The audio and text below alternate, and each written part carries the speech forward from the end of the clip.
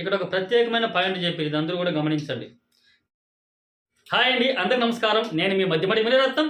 ఈరోజు మనం ఈ వీడియో నందు పీఎం కిసాన్కి సంబంధించి కేంద్ర ప్రభుత్వం నుంచి ఒక అప్డేట్ అయితే రావడం జరిగింది. ఓకే, ఏంటంటే కేంద్రంలో అధికారంలో ఉన్న ప్రభుత్వం నిన్న కేబినెట్ సమావేశం నిర్వహించుకున్నది. ఆ సమావేశంలో పీఎం కిసాన్కి సంబంధించి కొన్ని నిర్ణయాలు అయితే తీసుకున్నది. ఆ నిర్ణయాల్లో ప్రముఖంగా ఏ విధంగా ఉన్నాయంటే, అర్హత లేని లబ్ధిదారులను గుర్తించడానికి పీఎం కిసాన్ ఆడిట్ చేస్తూ ఉంది. అంటే ఇప్పటికీ అర్హత లేని వాళ్ళు కూడా పీఎం కిసాన్ లబ్ధి పొంది ఉన్నారు. అలాంటి వాళ్ళ దగ్గర మళ్ళీ రికవర్ చేయడానికి ఆడిట్ చేయబోతున్నాము అని క్యాబినెట్లో చెప్పడం జరిగింది. దీనికి సంబంధించి ఇప్పటికే దేశవ్యాప్తంగా 335 కోట్లు మళ్ళీ రికవర్ చేసాం వాళ్ళ దగ్గర.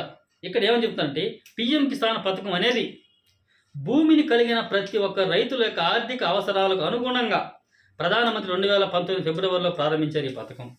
ఓకే, ఈ పథకం కింద ప్రతి 4 నెలలకు ఒకసారి 3 సమాధాన వాయిదాల్లో 6,000 రూపాయలు అనేది వాళ్ళకి ఆర్థిక సహాయం డీబీటీ సిస్టమ్ ద్వారా వాళ్ళకి ఇస్తూ ఉన్నామని అయితే చెప్తూ ఉన్నారు. ఇక్కడ ఏమని రాశారంటే, ఆదాయపు పన్ను చెల్లింపుదారులు అంటే ఇన్కమ్ ట్యాక్స్ పేయర్స్, ఆ కుటుంబంలో ఎవరైతే ఉన్నారో వాళ్ళు కూడా పీఎం కిసాన్ లబ్ధి పొందుతూ ఉన్నారు. ఓకేనా, పీఎం కిసాన్ నామ్స్ ప్రకారం వాళ్ళు అనర్హులు అయినా కూడా ఆయా రాష్ట్రాలలో వాళ్ళు కూడా లబ్ధి పొందుతూ ఉన్నారు.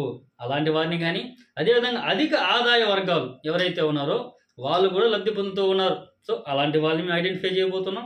నెక్స్ట్, ప్రభుత్వ ఉద్యోగులు కూడా ఇందులో ఈ పీఎం కిసాన్ లబ్ధి అయితే పొందుతూ ఉన్నారు కాబట్టి వాళ్ళ ద్వారా మేము రికవరీ చేయబోతున్నాము. ఇప్పటికే దీని ద్వారా ఆయా రాష్ట్ర ప్రభుత్వాల ద్వారా 335 కోట్లు దేశవ్యాప్తంగా మేము అనర్హుల నుండి రికవరీ చేశాం.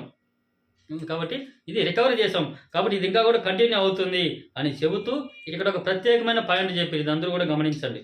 పీఎం కిసాన్ పథకం అనేది చిన్న మరియు సన్నకారు రైతులతో సహా భూమిని కలిగి ఉన్న రైతులకు మాత్రమే పీఎం కిసాన్. ప్రస్తుతం ఈ పథకం వచ్చి కౌలు రైతులకు విస్తరించే ప్రతిపాదన అనేది ఈ క్వశ్చన్లోకి రాలేదు. అంటే కౌలు రైతులకు పీఎం కిసాన్ అనేది లబ్ధి చేయకూడదు అని వీళ్ళు ప్రత్యేకంగా చెబుతూ ఉన్నారు. కాబట్టి భూమి ఉన్న వారికి మాత్రమే పీఎం కిసాన్ ఇస్తారు.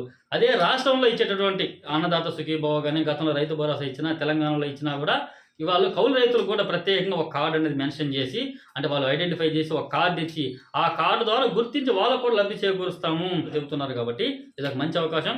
కాకపోతే వాళ్ళని ఎలా గుర్తిస్తారు అనేది మాత్రం కొంచెం ప్రశ్నార్థకంగా ఉంది, కొన్ని గైడ్లైన్స్ రావాల్సి ఉంది. కాబట్టి ఫర్దర్గా మనం చెప్పుకుందాం. ఓకే, థ్యాంక్ యూ అండి. ఇది ఈరోజు అప్డేట్. ఈ అప్డేట్ ఉపయోగపడిందంటే మాత్రం ఖచ్చితంగా లైక్ చేయండి.